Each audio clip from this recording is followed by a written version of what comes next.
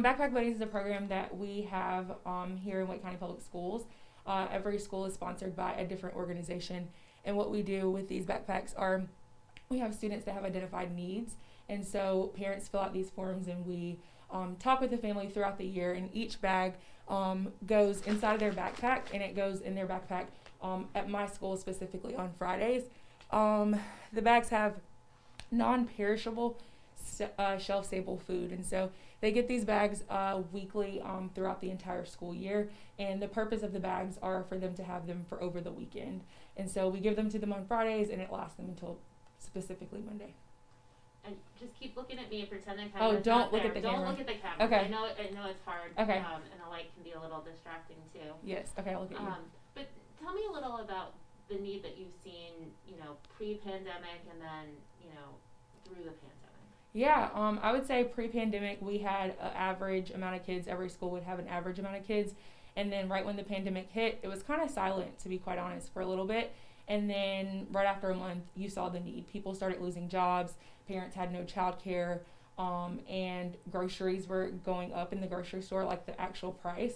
And so we saw a huge, I would say, increase. I would say specifically here, you would see an increase in the amount of parents that were requesting food resources, whether that would be backpack buddies or just local food pantries.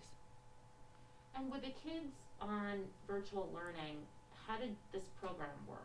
Yeah, so with virtual learning, we had two options. We would let parents know that they could come to the school and pick up because staff were here for them to be able to pick up, or we would have a school staff, specifically the school social worker, or sometimes the counselor would deliver that bag to the parent. Contactless, we'd let them know we're coming and drop that off on the porch for them weekly. That was probably a pretty big undertaking, it sounds like. Yeah, it definitely is. It is a lot, but I would say that it was when you see the parents and how appreciative they are, because it takes 5 minutes to drop something off. Once you get there, you just drop it and you leave. But I would say they were really appreciative of snacks are expensive, and in those bags there are a lot of snacks that are very helpful, and that's just something they don't have to pay for, and so they can use that money for a bill.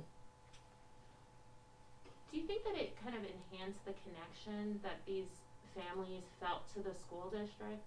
I would definitely say so. When you have school teams that are out in the field and meeting you, literally meeting you where you are, meeting you at your home, it's definitely builds a connection.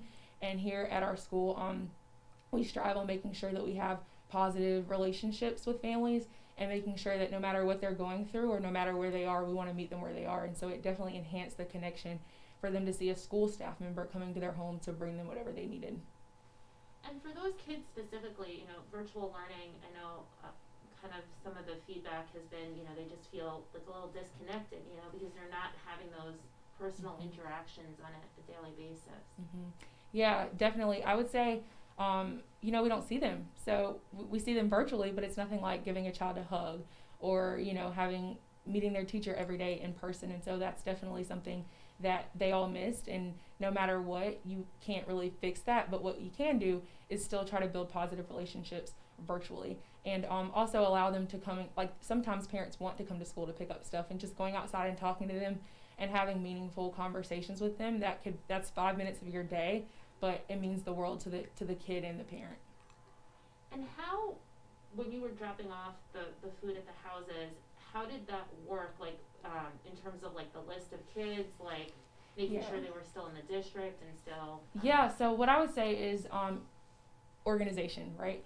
So what I do is I have a list of my kids from the beginning of the year, and so I go ahead at the beginning and identify what parents are able, who have reliable transportation, to come to school and pick up.